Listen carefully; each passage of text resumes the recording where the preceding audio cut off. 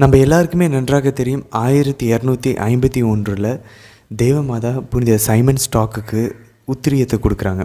இந்த உத்திரியத்தை எப்படி கொடுத்தாங்க, இந்த வரலாறு, இந்த உத்திரியத்துக்கும் பழைய ஏற்பாட்டில் இருக்கக்கூடிய கார்மேல் மலைக்கும் இருக்கக்கூடிய சம்பந்தங்கள், இதை பற்றிலாம் இந்த வீடியோவில் உத்திரியத்தினுடைய வரலாறு எப்படி கொடுக்கப்பட்டுச்சுன்ற வரலாறு நம்ம இந்த வீடியோவில் பார்க்க போகிறதில்ல. ஆனால் ரொம்ப முக்கியமான ஒரு கேள்விக்கான பதிலை இந்த வீடியோவில் நம்ம பார்க்க போகிறோம். உத்திரியத்தை நம்ம எதற்காக அணிகிறோம்? உத்திரியத்தை அணிஞ்சிக்கிட்டு நான் ஒரு வேளை பாவம் செஞ்சேன்னா நான் நரகத்துக்கு போக மாட்டேனா? ஏன்னா மாதா புனித சைமன் ஸ்டாக் கிட்ட கொடுத்தப்ப அவங்க வாக்கு தராங்க, இதை அணிந்து கொள்கிறவர்கள் நிலையான நெருப்பிற்கு அவங்க ஆளாக மாட்டாங்க. அப்படின்னாக்க இட்டர்னல் ஃபயர், நரகத்திற்கு இந்த உத்திரியத்தை அணிந்து கொள்கிறவர்கள் செல்ல மாட்டார்கள், அவங்க போக மாட்டாங்க அப்படின்னு சொல்லி மாதா வாக்கு கொடுக்குறாங்க. அப்போது பிரிவினை சகோதரர்கள் கேட்டால் கூட பரவாயில்ல, நிறைய கத்தோலிக்கர்கள் மனசில் இருக்கக்கூடிய கேள்வி, அப்போ நான் உத்திரியத்தை போட்டுக்கிட்டேன்னா நான் நரகத்துக்கு போக மாட்டேனா? எவ்வளோ பாவத்தில் நான் வாழ்ந்தாலும் நான் நரகத்துக்கு போக மாட்டேனா? அப்படின்ற கேள்வி நிறைய கத்தோலிக்கர்கள் இருக்குது.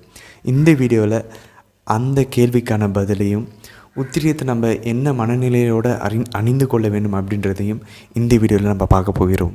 சரி, இப்போ முதல் கேள்விக்கான பதிலை நம்ம பார்ப்போம்.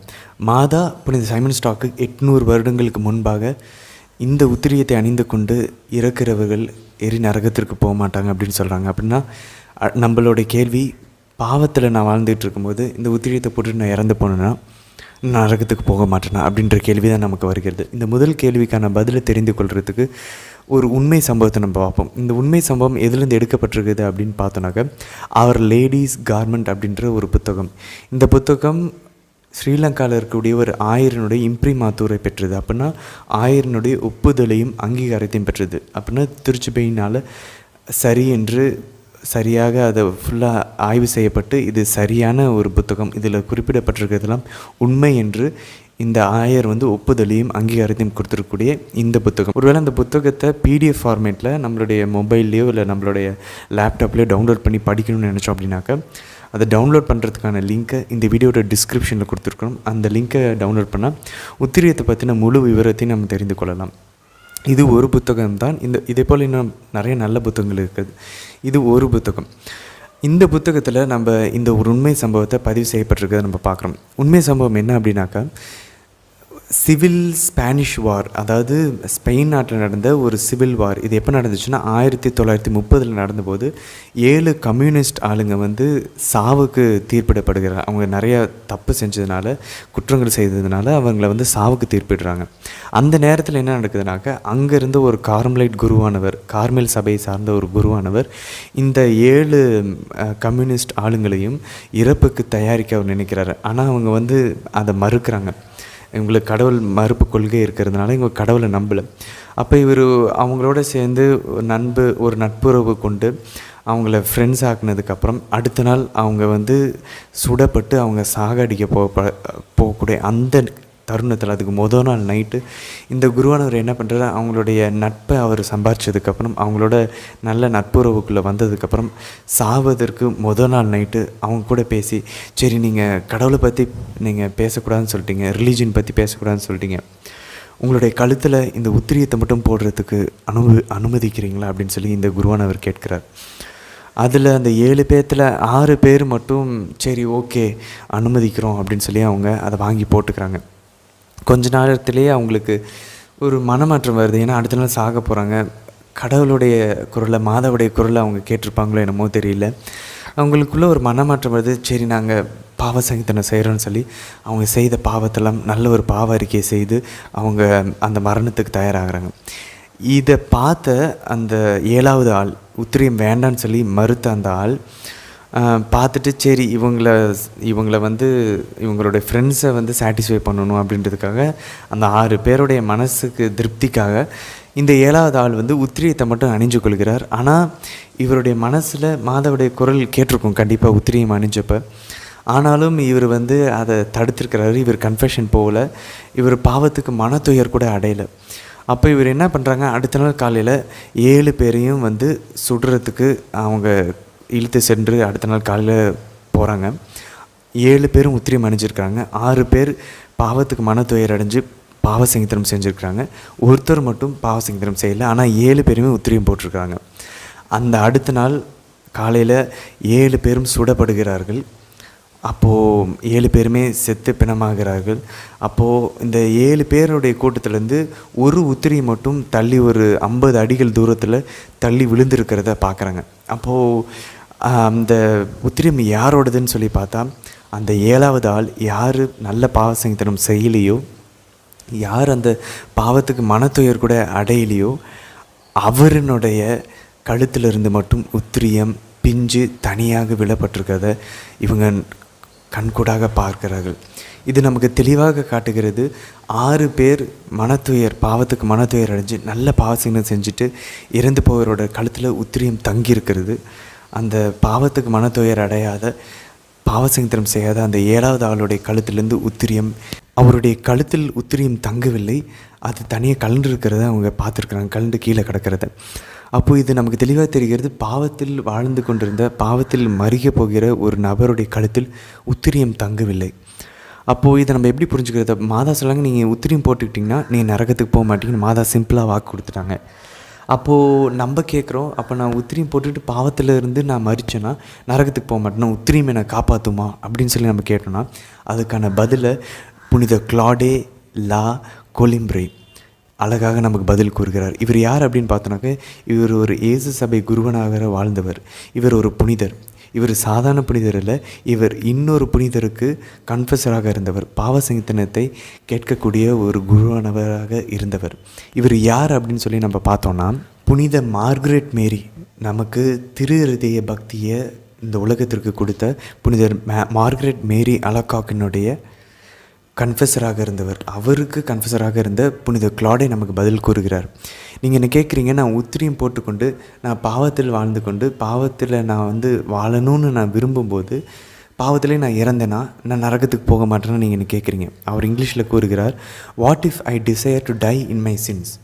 நான் பாவத்திலே வாழ்ந்து சாகணும்னு விரும்புகிறேன், ஆனால் நான் உத்திரியம் போட்டிருக்கிறேன், நான் நரகத்துக்கு போக மாட்டேனா அப்படின்னு நீங்கள் என்ன கேட்டிங்கன்னா, அதுக்கு என்னுடைய பதில் என்னவென்றால், புனித கிளாடே கூறுகிறார் அவரோட பதிலை, then you will die in your sins but you will not die in your scapular. அப்படின்னா நீங்கள் பாவத்தை கட்டி பிடிச்சிட்ருக்கீங்கன்னா பாவத்தில் தான் நீங்கள் இறப்பீங்க, ஆனால் நீங்கள் உங்கள் கழுத்தில் உத்திரியத்தை அந்த நேரத்தில் அணிஞ்சிருக்க மாட்டீங்க இறக்கும்போது அப்படின்னு சொல்லி புனித கிளாடே கூறுகிறார். இதுதான் அந்த 7வது கம்யூனிஸ்ட் ஆள் உத்திரியத்தை அணிந்து கொண்டிருந்தார், ஆனால் அவர் பாவத்தில் இருந்தார், அவருடைய கழுத்தில் இந்த உத்திரியம் தங்காமல் இருப்பதை நாம் பார்க்குறோம்.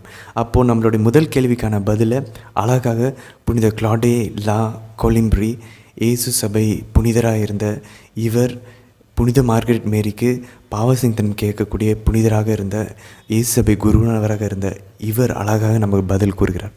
அப்போ நம்ம 2வது கேள்விக்கு போவோம். அப்போ இந்த உத்திரியத்தை நம்ம என்ன மனநிலையோடு அணிந்து கொள்ள வேண்டும்? இந்த உத்திரியமே எல்லாத்தையும் பண்ணிடுமா? இல்லை எப்படி மாதாவுடைய இந்த வாக்குறுதியை நம்ம எப்படி புரிந்து கொள்வது? மாதா சொல்கிறாங்க, இந்த உத்திரியத்தை அணிந்து கொள்கிறவர்கள் நரகத்திற்கு ஆளாக மாட்டாங்க. அப்படின்னு என்ன சொல்கிறாங்க, நம்ம கண்டிப்பாக ரட்சிக்கப்படுவோம் அப்படின்றத அந்த ஒரு உறுதியை உத்திரியம் அணிந்திருக்கிறவர்களுக்கு மாதா கொடுக்குறார்கள். அப்போ நம்ம எப்படி இதை புரிந்து கொள்வது? என்ன மனநிலையில் நம்ம உத்திரியத்தை அணிந்து கொள்ளணும்? இந்த விடைக்கான கேள்வியை தான் இப்போ நம்ம பார்க்க போகிறோம். முதல்ல நம்ம இந்த உத்திரியத்தை ஒரு அன்பின் அடையாளமாக நம்ம பார்க்கணும். நம்ம எல்லாருக்குமே நல்லா தெரியும், ஒரு குழந்தை பிறந்துருச்சு அப்படின்னாக்கா அதுக்கு அந்த அம்மா முதல்ல பண்ணுற விஷயம் என்ன அப்படின்னாக்கா, அதை துணியில் பொதிஞ்சு அதை அந்த தொட்டிலில் போடுவாங்க. இதுதான் நம்ம ஆண்டவர் இயேசு பெத்லஹேமில் பிறந்தப்போ மாதா ஆண்டவர் இயேசு துணிகளில் பொதிந்து தீவன தொட்டில் கிடத்தினார் அப்படின்னு சொல்லி நம்ம பார்க்குறோம். அப்போது இது ஒரு அழகான ஒரு அடையாளம். ஒரு அம்மா ஒரு பிள்ளைய உடல் சார்ந்த ஆபத்துகளிலிருந்தும் ஆன்மா சார்ந்த ஆபத்துகளிலிருந்தும் அதை காப்பாற்றுவதற்காக செய்யக்கூடிய ஒரு அழகான ஒரு விஷயம். நமக்கு எப்போ ஆண்டவர் இயேசு யோவான் நற்செய்தி 19வது அதிகாரம் 26-27 இதோ உன் தாய் இதோ உன் மகன் சொல்லி நம்மளை மாதாவுக்கு நமக்கும் இருக்கக்கூடிய கிறிஸ்தவர்களுக்கும் இருக்கக்கூடிய உறவை தாய்ப்புள்ள உறவாக ஆண்டவர் இயேசு ஏற்படுத்தினாரோ, அப்போவே மாதா ஒரு அம்மாவாக நமக்கு ஆகிட்டாங்க. அம்மாவுக்குரிய விஷயங்களை மாதா செஞ்சு கொண்டே தான் இருக்கிறாங்க. நமக்கு நன்றாக தெரியும், யோவான் நற்செய்தி 3வது அதிகாரத்தில் ஆண்டவர் இயேசு தெளிவாக கூறுகிறார், நீங்கள் தண்ணீர்னாலும் தூய் ஆவியானவர்னாலும் நீங்கள் திரும்பவும் பிறக்கலை அப்படின்னாக்க நீங்கள் விண்ணரசுக்குள்ளே நுழைய முடியாது. அப்போது நம்ம ஒவ்வொரு முறை ஞானஸ்தானம் பெறும்போதும் நம்ம திரும்பவும் பிறப்பதற்கு சமம்.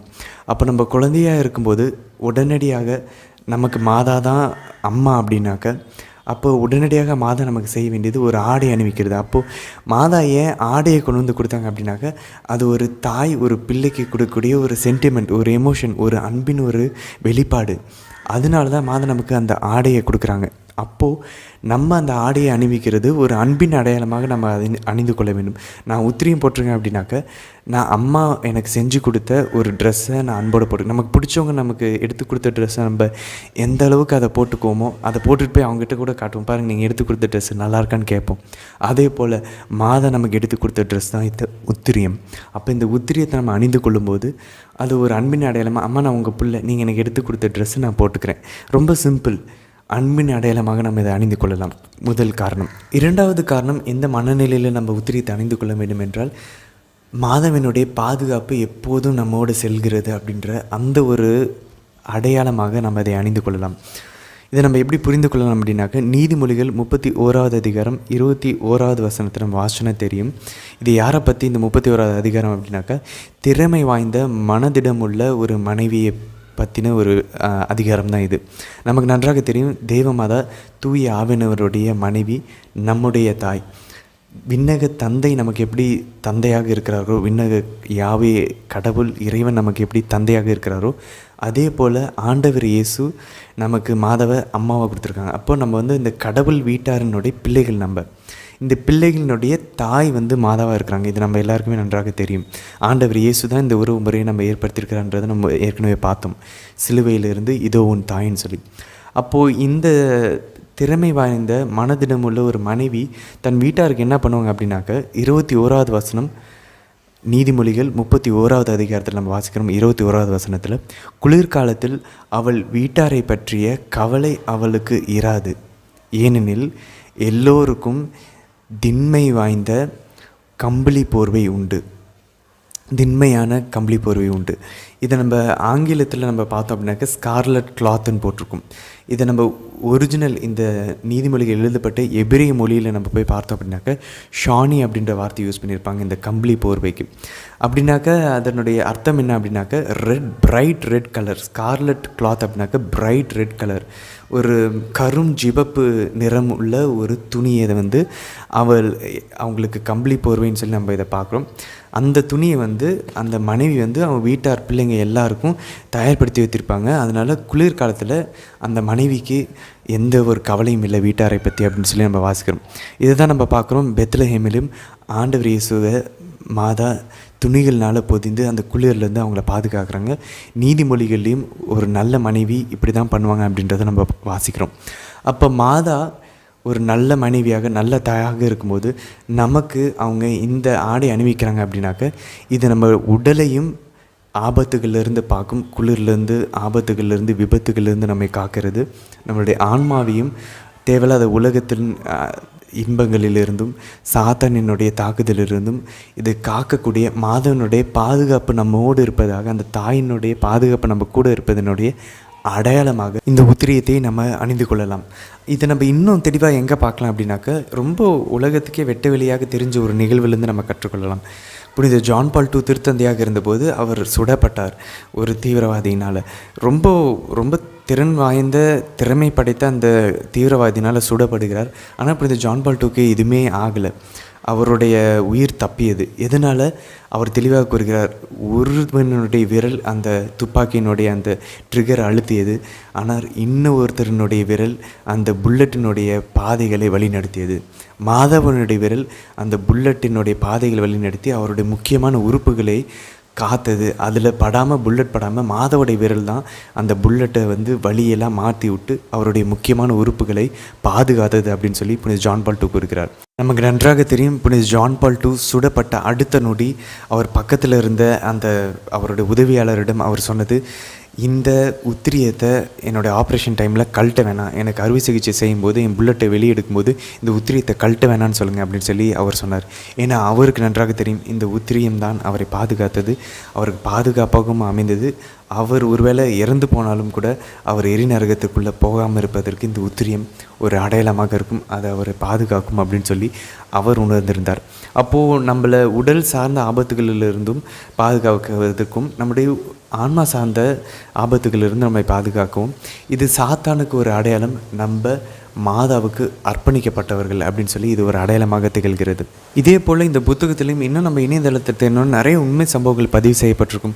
விமானத்தினுடைய விபத்திலிருந்து, பெட்ரோல் பங்க்கில் நடந்த அந்த வெடி விபத்திலிருந்து, நிறைய சோல்ஜர்ஸ் அவங்களுடைய ஆர்மியில் சண்டை நடந்து கொண்டிருக்கும்போது அதில் விபத்துகளிலிருந்து உத்திரியம் அணிந்தவர்கள் மட்டும் உயிர் தப்பி பிழைத்திருக்கிறார்கள். மற்றவங்க எல்லாமே இறந்து போயிருக்கிறார்கள்.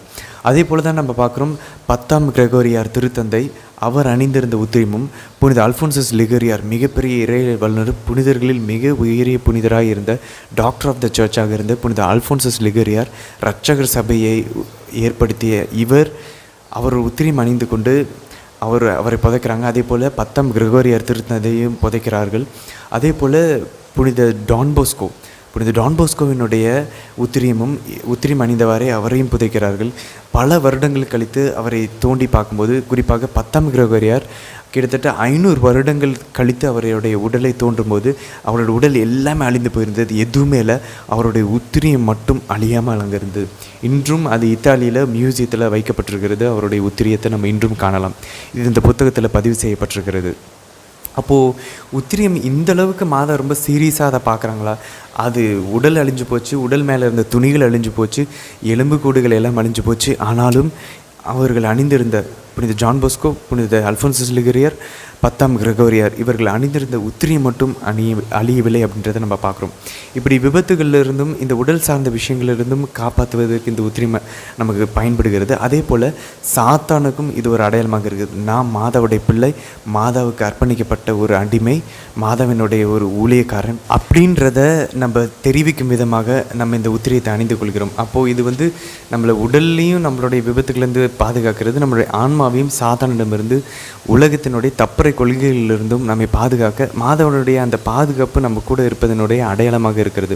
அதனால தான் வணக்கத்துக்குரிய வெனரபிள் ஃப்ரான்சிஸ் எப்ஸ் YEPS இவர் யாருனாக்கா புனித சிலுவை அருளப்பெருனுடைய சகோதரர். இந்த ஃப்ரான்சிஸ் எப்ஸ் ஒரு முறை அவருடைய உத்திரியம் அது நஞ்சு போய் அது பிஞ்சு போனப்போ இவர் இன்னொரு உத்திரியத்தை எடுத்து போட்டப்போ அதை சாத்தா கேட்டானா, அது ஏன் நீ போடணுமா, அது வேண்டாமே அப்படின்னு சொல்லி ஒரு குரலை அவர் தெளிவாக கேட்டதாக புனித சிலுவை அருளப்பெருனுடைய சகோதரரான வணக்கத்துக்குரிய ஃப்ரான்சிஸ் எப்ஸ் பதிவு செய்கிறார். அது மட்டும் இல்லை, அந்த சாத்தான் தொடர்ந்து கூறுகிறானா, இந்த உத்திரியம் தான் எங்களிடமிருந்து நிறைய ஆன்மாக்களை பறித்து செல்கிறது. இதை அணிந்திருக்கிறவர்கள் பயபக்தியோடு இறக்கிறார்கள், எங்களிடமிருந்து தப்பிச்சு போகிறாங்க அப்படின்னு சொல்லி சாத்தான் கூறியதாக இந்த வணக்கத்துக்குரிய ஃப்ரான்சிஸ் எப்ஸ் பதிவு செய்கிறார். அப்போ இந்த உத்திரியத்தை போட்டுட்டா இம்மீடியட்டாக எனக்கு சாத்தானுடைய டெம்டேஷன்ஸில் எதுவுமே எனக்கு சோதனையே வராது அப்படின்னு சொல்லி நம்ம கேட்கலாம். அது கூட நடக்கலாம், நிறைய பேருக்கு நடந்திருக்கிறது. ஒருவேளை அந்த மாதிரி இம்மீடியட்டாக நடக்கலன்னா அப்படின்னாலும், ஒருவேளை கடவுள் அனுபவிச்சு, மாதா அனுபவிச்சு அந்த சோதனை நமக்கு தேவைப்படுகிறது. இந்த சோதனை எதிர்த்து நம்ம போராடும் போது இன்னும் நம்ம பரிசுத்தமாகிறோம் அப்படின்றத கடவுளோ மாதாவோ பார்த்தாங்க அப்படின்னாக்க நம்மளுடைய ஆன்மாவில் அந்த சோதனைகளை அனுமதிப்பாங்க, சாத்தனுடைய அந்த தாக்குதலை அனுமதிப்பாங்க.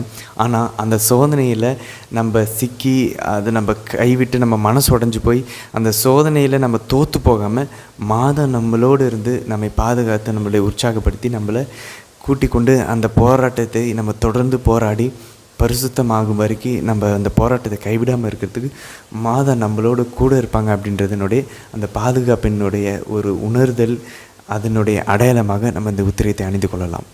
அப்போ நம்ம உத்திரியம் அணிவதற்கான முதல் காரணம், அம்மா எனக்கு செஞ்சு கொடுத்த ட்ரெஸ் இது, உடை இது, இதை நான் அணிந்து கொண்டு அவங்கள நான் சந்தோஷப்படுத்துவேன். அதே போல் அம்மாவுடைய ட்ரெஸ்ஸை போட்டிருக்கிறதுனால நானும் சந்தோஷப்படுவேன். எங்கள் 2 பேர்த்தினுடைய இந்த அன்பின் அடையாளமாக இந்த கருஞ்சிவப்பு கம்பளியினால் செய்யப்பட்ட இந்த ஆடை எனக்கு அமைகிறது. முதல் காரணம். 2வது காரணம், மாதாவுடைய பாதுகாப்பு என்னுடைய உடலுக்கும் என்னுடைய ஆன்மாவுக்கும், சாத்தானிடமிருந்தும் உலகத்திடமிருந்தும் என்னுடைய உடலுக்கும் ஆன்மாவுக்குமான ஒரு பாதுகாப்பாக இந்த ஆடை எனக்கு அமைகிறது அப்படின்னு சொல்லி அதனுடைய அடையாளமாக 2வது காரணமாக இதை நம்ம அணிந்து கொள்ளலாம். 3வது காரணம், நம்மளுடைய மீட்பின் ஒரு ரட்சிப்பினுடைய உறுதிப்பாடாக ஒரு அடையாளமாக இதை நம்ம போட்டுக்கொள்ளலாம். அதனால தான் நம்ம பார்க்குறோம், ஞானஸ்நானம் பெற்றோடனே நிறைய பேருக்கு இந்த உத்திரியத்தை போட்டுவிடுவாங்க. நற்கருணை பெறும்போது இந்த உத்திரியத்தை புதுநன்மை குழந்தைங்களுக்கு இதை போட்டு விடுவாங்க. ஏன் அப்படின்னாக்க இது நம்முடைய ரட்சிப்பினுடைய ஒரு உறுதிப்பாடாக ஒரு அடையாளமாக இந்த உத்திரியம் அணிகிறது. ஆனால் இந்த உத்திரியத்தை அணியும் போது நம்ம ஒரு விசுவாசத்தின் ஒரு அடிப்படையில் மாதா இது எனக்கு ரட்சிப்பின் ஒரு அடையாளமாக கொடுத்துருக்குறாங்க. இதை நான் அணிந்து கொண்டேன்னா நான் நரகத்துக்கு போக மாட்டேன். நான் அதை நம்புகிறேன். என்னுடைய இந்த கடினமான இந்த போராட்டத்தில் ஆவியானவரோட குரலுக்கும் சாத்தானுடைய குரலுக்கும் எதை நான் செய்யணுன்றதே எனக்கு தெரியாமல் நான் குழம்பி கொண்டு தவித்து கொண்டு போராடி கொண்டு இந்த உலகத்தினுடைய இந்த என்னுடைய வாழ்வினுடைய இந்த போராட்டத்தில், இந்த கிறிஸ்தவ வாழ்வின் போராட்டத்தில் எனக்கு இந்த உத்திரியம் ஒரு ஆறுதலாக அமைகிறது. என்னோடய ரட்சிப்பின் ஒரு உறுதிப்பாடாக மாதா எனக்கு கொடுத்துருக்குறாங்க. அப்போது இந்த பயணத்தில் இதை நான் அணிந்து கொள்ளும்போது மாதா என் கூட சேர்ந்து நடப்பாங்க. எப்படி ஆண்டவர் இயேசுவினுடைய சிலுவை பாதையில் அந்த துன்பங்களின் துயரங்களிலும் அந்த சோதனைகளிலும் மாதா கூட நடந்தாங்களோ அதே போல் நம்ம கூட நடப்பாங்க. நம்மளை பாவ சங்கீதனத்துக்கே போகாத நம்ம உத்திரியம் போட ஆரம்பிச்சோன்னா எப்படியோ மாதா பேசி யார் மூலியமாகவோ வீடியோ மூலியமாகவோ அல்லது நம்மளுடைய நண்பர்கள் குடும்பத்தினர்கள் மூலியமாகவோ இல்லை இறைவார்த்தை மூலியமாகவோ ஒரு புனிதருடைய வாழ்க்கை வரலாறு கேட்பதன் மூலியமாகவோ நல்ல புத்தகத்தை வாசிப்பதன் மூலியமாகவோ நம்ம கூட வேலை செய்கிற மூலியமாகவோ எது வழியாகவோ மாதாவே நேரடியாக நம்ம மனசில் பேசியோ ஏதாவது ஒரு சூழ்நிலையின் வழியாகவோ நம்மளை கண்டிப்பாக பாவசங்கீதத்துக்கு போக வைப்பாங்க. நம்மளை தினமும் நற்கனை சந்திப்பு செய்ய வைப்பாங்க. நம்மளை தினமும் திருப்பலிக்கு செல்ல வைப்பாங்க. தினமும் பைபிள் எடுத்து வாசிக்க வைப்பாங்க. அப்போ ஆக மொத்தம் எப்படி உத்திரியம் அணிகிறவர்கள் எரிநரகத்திற்கு போக மாட்டார்கள்? ஏன்னா மாதா கூட இருந்து இந்த போராட்டத்தில் ஆவியானவருடைய குரலை அவர் சொல்வதை செய்வதற்கு நம்மளை கூட இருந்து உற்சாகப்படுத்துவாங்க, நம்மளை வழி நடத்துவாங்க, நம்மளை திருவருள் சாதனைகளை அணுக வைப்பாங்க. திருச்சபை இதை எப்படி பார்க்குது அப்படின்னு பார்த்தோன்னா, உத்திரியத்தை திருவருள் சாதனமாக திருச்சபை நமக்கு கொடுக்கவில்லை. அதாவது நமக்கு தெரியும் ஞானஸ்தானம், உறுதி பூசல், புது நன்மை, பாவசங்கீதனம், திருமணம், குருத்துவம், நோயில் பூசல், இந்த 7 தான் திருவருள் சாதனங்கள். கடவுள் தூய ஆவியானவர் வழியாக அவருடைய அருளை இந்த 7 திருவருள் சாதனங்கள் வழியாக தான் நமக்கு கொடுக்குறார். திருச்சபையினுடைய இந்த வாய்க்காலாக, அருளின் வாய்க்காலாக இந்த 7 திருவருள் சாதனங்கள் சாக்ரமெண்ட்ஸ் தான் அமைகிறது. ஆனால் இந்த உத்திரியம், ஜெபமாலை, நம்மளுடைய ஜெபங்கள் இதெல்லாம் நம்மளுடைய அருளை பெற்றுக்கொள்வதற்கு நம்மை தயாரிக்கிறது. அப்போது இதை சாக்ரமெண்டல்ஸ் அப்படின்னு சொல்லுவாங்க. அப்போ அருள் கருவிகள், இது அருள் சாதனம் அல்ல, அருள் கருவிகள். அப்போது கத்தோலிக்க திருச்சபையினுடைய 1670 1670 பேராகிராஃப் நம்ம வாசிச்சோன்னா தெரியும், பத்தியை வாசிச்சோன்னா தெரியும். They prepare us to receive grace and disposes to cooperate with it. அப்போ தூய ஆவியானவருடைய அருளை பெற்றுக்கொள்வதற்கும் அவருடைய அருளுக்கு அவருடைய குரலுக்கு நம்மை ஒத்துழைப்பதற்கும் இந்த திருவருள் கருவிகள், இந்த சாக்ரமெண்டல்ஸ் நமக்கு உதவுகிறது. அப்போது நம்ம இந்த சாக்ரமெண்டல்ஸ் ஆகிய இந்த திருவருள் கருவியாகிய இந்த உத்திரியத்தை நம்ம அணியும் போது மாதா நமக்கு வாக்கு தராங்க, நீங்கள் நரகத்துக்கு போக மாட்டீங்க அப்படின்னாக்க மாதா நம்மை இந்த திருவருள் சாதனைகளை அணுகுவதற்கு இந்த உத்திரியம் நம்மை தயாரிக்கிறது. தூய ஆவியானவருடைய அருளுக்கு ஒத்துழைப்பதற்கு நம்மை மாதா கூட உடனிருந்து நமக்கு உதவுகிறார்கள், நமக்காக ஜெபிக்கிறார்கள். அப்போ இந்த உத்திரியத்தை ஒரு விசுவாசி உண்மையான விசுவாசத்தோடு, பயபக்தியோடு, விசுவாசத்தோடு இதை அணிந்து கொள்ளும்போது இந்த உத்திரியத்தில் திருச்சபையினுடைய ஜெபங்களின் வழியாக, அதாவது புனிதர்கள் தேவமாதாவினுடைய ஜெபத்தின் வழியாகவும் நமக்கு இந்த திருவருள் சாதனைகளை அணுகி நம்ம கடவுளுடைய அருளை பெற்றுக்கொள்வதற்கும் தூய ஆவியானவருக்கு நம்ம ஒத்துழைப்பதற்கும் இந்த உத்திரியம் நமக்கு உதவுகிறது, நம்மை தயாரிக்கிறது. இன்னும் சிம்பிளாக சொல்லணும் அப்படின்னாக்க, நம்ம விமான நிலையத்தில் ஏதாவது ஏர் ஹோஸ்டஸ் பார்க்குறோம், பைலட்ஸ் பார்க்குறோம், அவங்களுக்கும் ஒரு வித்தியாசமான ஒரு ஆடை இருக்கிறது, ஒரு டிரைவருக்கு ஒரு வித்தியாசமான ஒரு ஆடை இருக்கிறது. அதே போல் ஒரு ஆர்மியில் ஒரு போலீஸ்மென்னுக்கு இவங்களுக்கெல்லாம் வித்தியாசமான ஒரு ஆடை இருக்கிறது. ஏன்? இந்த ஆடையை பார்க்கும்போது எதிரிகளுக்கும் தெரியும் இவர் ஒரு போலீஸ் அதிகாரி, அதே போல் பொதுநிலையிலான மக்களுக்கும் தெரியும் இவர் ஒரு போலீஸ் அதிகாரி அப்படின்னு சொல்லி. அதனால் அவருடைய துணை நாடுகிறவர்களுக்கும் அவரை சார்ந்திருக்கிறவர்களுக்கும் அவருக்கு எதிராக இருக்கிறவர்களுக்கும் இந்த ஆடை ஒரு அடையாளமாக விளங்குகிறது. அதே போல் நம்ம ஆர்மியில் இருக்கிறவங்களுக்கும் போலீஸில் இருக்கிறவங்களுக்கும் எப்படி ஆடை, இல்லை ஒரு ஃபாதருக்கோ ஒரு அருள் சகோதரிக்கோ அவங்களுடைய ஒரு குருத்துவ ஆடை எப்படி ஒரு அடையாளமாக விளங்குகிறதோ, அதே போல் எதிரியாகிய சாத்தானுக்கும் உலகத்திற்கும் நமக்கும் வானதூதர்களுக்கும் தீய ஆவிகளுக்கும் கடவுளுக்கும் இந்த உத்திரியம் ஒரு அடையாளமாக விளங்குகிறது. இவங்க மாதாவுடைய பிள்ளைங்க. ஸோ நம்ம உத்திரியம் அணிவதற்கான ஒரு 3 காரணங்கள் என்ன அப்படின்னாக்க, அம்மாவினுடைய ஒரு அன்பின் அடையாளமாக, பிள்ளையினுடைய ஒரு அன்பின் ஒரு வெளிப்பாடாக அவங்க செஞ்சு கொடுத்த ஆடையை நம்ம அணிந்து கொள்கிறோம். 2வது, நம்ம மாதாவினுடைய பாதுகாப்பின் ஒரு அடையாளமாக, பாதுகாப்பின் ஒரு உடனிருப்பினுடைய ஒரு உறுதிப்பாடாக உத்திரியத்தை அணிந்து கொள்கிறோம். உடலின் பாதுகாப்புக்கும் ஆன்மாவின் பாதுகாப்புக்கும், 3வது மாதா நமக்கு வாக்களித்திருக்கக்கூடிய அந்த ரட்சிப்பு, நம்ம நரகத்துக்கு போக மாட்டோம் அப்படின்ற அந்த மீட்பின் ஒரு உறுதிப்பாடாக, அடையாளமாக நம்ம இந்த உத்திரியத்தை அணிந்து கொள்கிறோம். அப்போ இந்த உத்திரியத்தை அணியும் போது நம்ம ஆசைப்பட வேண்டியது, அம்மா இந்த பாவத்துக்கு எதிரான போராட்டத்தில் எனக்கு தேவையான அருளை பெறுவதற்கு என் கூட இருந்து என்னை உற்சாகப்படுத்தி என்னை வழிநடத்தி ஆவியானவருடைய குரலுக்கு நான் செவி சாய்க்க என் கூட இருந்து எனக்கு உதவுங்கம்மா. என்னை பயப்படாமல் கன்ஃபெஷன் போக எனக்கு தைரியத்தை தாங்க. எனக்கு என்னுடைய பாவத்தை கட்டுப்படுத்துறதுக்கு எனக்கு தூய ஆவியானவர் பேசும்போது அவருடைய குரலுக்கு செவிசாய்ச்சி நான் பொறுமையாக இருக்க வேண்டிய இடத்துல பொறுமையாக இருக்கிறதுக்கு பொறுமையை தாங்க. எனக்கு விசுவாசம் தாங்க. இப்படி மாதா நம்ம கூட நம்மளோடு இருப்பதற்கான ஒரு அடையாளமாக தான், அதனுடைய ஒரு உடனிருப்பினுடைய உறுதிப்பாடாக, அதை அங்கீகரிக்கும் விதமாக, அதை நம் விசுவாசத்தோடு ஏற்றுக்கொள்வதனுடைய ஒரு வெளி அடையாளமாக நமக்கும் உலகத்திற்கும் சாத்தானுக்கும் வானதூதர்களுக்கும் கடவுளுக்கும் அடையாளமாக இந்த உத்திரியத்தை நாம் அணிந்து கொள்ளலாம். அப்போ இந்த 3 காரணங்களை நம்ம வைத்துக்கொண்டு, ஒருவேளை நம்ம மாதாவுடைய குரலை கூட நம்ம எதிர்க்கலாம், ஆவியானவர் குரலையும் நம்ம எதிர்க்கலாம். அப்படி எதிர்த்து நம்ம ஒரு திடமனதாக வணங்கா கழுத்து உடையவர்களாக நம்ம இருந்து பாவத்தில் நம்ம விடமாட்டோன்ற ஒரு உறுதிப்பாடு இருந்தோம்னா நம்ம பாவத்தில் தான் இறந்து போவோம். ஆனால் இறந்து போகும்போது உத்திரியம் நம் கழுத்தில் இருக்காது. அப்படி நம்ம உத்திரியம் அணிந்திருந்தோம்னா எப்படியாச்சும் நமக்கு நம்மளுடைய பாவத்தை குறித்த மனத்துயரை தந்து திருச்சபையினுடைய திருவருள் சாதனங்களை, பாவசங்கத்தனம், நற்கருணை, நோயில் பூசுதலை பெறாமல் நாம் இறந்து போக மாட்டோம். அதனால தான் நம்ம நிறைய உண்மை சம்பவங்களை நம்ம இணையதளத்திலும் இந்த புத்தகத்திலும் வாசனை தெரியும். அகால மரணத்தில், ரயில் ஆக்சிடெண்ட்டில் இறந்து போகும் தருவாயில் இருக்கிறவர்களுக்கு அவங்க உத்திரியத்தை அணிந்திருக்கிறத பார்த்து யாராவது கால் பண்ணி ஒரு குருவனார் வர செஞ்சு அவங்க இறக்கும் தருவாயில் கூட பாவசங்கடம் செய்து அவங்க நோயில் பூசுதலை பெற்று இறந்து போகக்கூடிய நிறைய உண்மை சம்பவங்களை நம்ம உலகெங்கிலும் இன்றும் வரைக்கும் நடந்து கொண்டிருப்பதை நம்ம பார்த்து கொண்டிருக்கிறோம். அப்போது நம்ம கண்டிப்பாக இறந்து போகும்போது நம்மளுடைய கழுத்தில் உத்திரியம் இருந்தது என்றால் நாம் பாவத்துக்கு மனத்துயர் அடைஞ்சிருப்போம். குறைஞ்சபட்சம் அதிகபட்சம் நம் திருச்சபையின் திருவுருள் சாதனங்களை பெற்று ஆறுதலான நிலையில் இறந்து போவோம். அகால மரணத்திற்கு ஆளாக மாட்டோம். அப்படி இல்லை அப்படின்னாக்க நம்ம பாவத்தை கொண்டிருந்தோம், நம்ம மனத்துயர் கூட அடைய மாட்டேங்கிறோம், அதை ஏற்றுக்கொள்ள மாட்டேங்கிறோம், வணங்க கழுத்துடையவராக ரொம்ப கல் நெஞ்சமுடையவராக இருந்தோம். மாதவுடைய குரலுக்கும் செவி சாய்க்காமல், அவங்களுடைய உந்துதலுக்கும் நம்ம இணங்காமல், ஆவியானவருடைய அருளுக்கும் ஒத்துழைக்காமல் இருந்தோம் அப்படின்னாக்க கண்டிப்பாக நம்ம இறந்து போவோம். பாவத்தில் தான் இறந்து போவோம். ஆனால் நம்மளுடைய கழுத்தில் உத்திரியம் இருக்காது. அப்போது அன்பின் அடையாளமாக என் அம்மாவுக்கு நான் புள்ள, அதனுடைய வெளிப்பாடாக, அதை வெளிப்படுத்தும் விதமாக நான் இந்த உத்திரியத்தை போடுறேன். மாதாவனுடைய பாதுகாப்பு என்னோட எப்பயுமே இருக்குது. நான் ரட்சிக்கப்பட்டவன், ரட்சிக்கப்பட்டு கொண்டு இருக்கிறேன். நான் ஒவ்வொரு நாளும் என்னுடைய ரட்சிப்புக்காக அச்சத்தோடும் நடுக்கத்தோடும் உழைத்து கொண்டு இருக்கிறேன். இந்த போராட்டத்தில், பாவத்துக்கு எதிரான போராட்டத்தில், என் உடலுக்கு எதிரான போராட்டத்தில், உலகத்துக்கு எதிரான போராட்டத்தில், சாத்தானுக்கு எதிரான போராட்டத்தில் மாதா என் கூட எப்பயுமே இருக்கிறாங்க. மாதா எப்பயுமே என் கூட இருக்கணும், அவங்க இருப்பாங்கன்றத விசுவாசத்தினுடைய ஒரு துவக்க புள்ளியாக இந்த உத்திரியத்தை நாம் அணிந்து கொள்வோம்.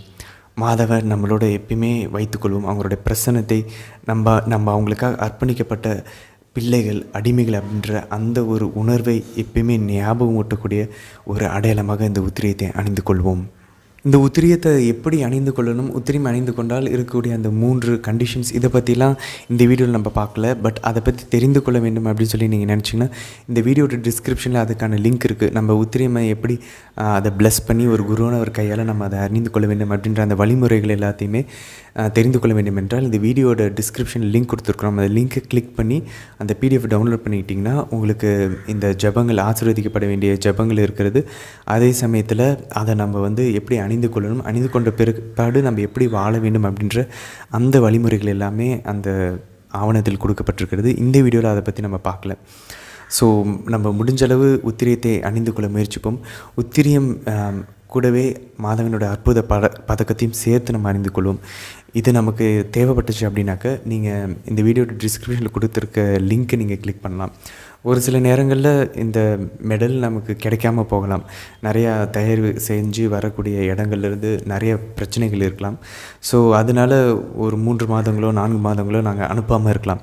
ஆனால் நீங்கள் அந்த லிங்க்கை கிளிக் பண்ணி அதை ஃபில் பண்ணிடுங்க. கண்டிப்பாக எங்களுக்கு கிடைச்ச உடனே உங்களுக்கு குறைஞ்சபட்சம் எங்களால் எவ்வளோ அனுப்ப முடியுமோ அந்த அளவை கண்டிப்பாக உங்களுக்கு நாங்கள் அனுப்பி வைப்போம். அதனால் நீங்கள் ஒரு முறை அதை நாங்கள் ஃபில் பண்ணிவிட்டு நீங்கள் அந்த கூகுள் ஃபார்ம் இருக்கும், அந்த லிங்க்கை கிளிக் பண்ணி நீங்கள் அந்த ஃபார்மை ஃபில் பண்ணிட்டீங்கன்னா போதும். திரும்பி பண்ண வேண்டிய அவசியம் இல்லை. கண்டிப்பாக எங்களுக்கு எப்போ ஸ்டாக் கிடைக்கிறதோ அப்பொழுது உங்களுக்கு கண்டிப்பாக நாங்கள் அனுப்பி வைப்போம். ஒருவேளை நம்ம ரொம்ப மாதத்துக்கு முன்னாடி நம்ம வந்து பல மாதங்களுக்கு முன்னாடி நம்ம அப்ளை பண்ணோம், இன்னும் நமக்கு வரலன்னு சொல்லி நீங்கள் நினச்சிங்க அப்படின்னாக்க, கண்டிப்பாக எங்களுக்காக அந்த நினைப்பு வரும்போது ஒரு அருள் நிறைந்த மரியாதை ஜெபத்தை ஜெபிங்க. எப்பப்பெல்லாம் நினைப்பு வருதோ மாதா கிட்ட ஜெபிங்க. சீக்கிரமாக அற்புத பதக்கம் கிடைக்க வேண்டும். ஏன்னா அது நம்ம ஃபாரின்லேருந்து இம்போர்ட் பண்ணி கொண்டு வர வேண்டியிருக்கு. அப்போ தான் அந்த நல்ல குவாலிட்டியில் கிடைக்குது. அந்த அற்புத பதக்கம் சீக்கிரமே கிடைக்க வேண்டும் என்று ஒரு அருள் நிறைந்த மரியாதை ஜெபத்தை ஜெபிங்க. உங்களுடைய ஜெபம் பல பேருடைய ஜெபங்கள் ஒன்றாக சேரும்போது அது வல்லமையாக இருக்கும்.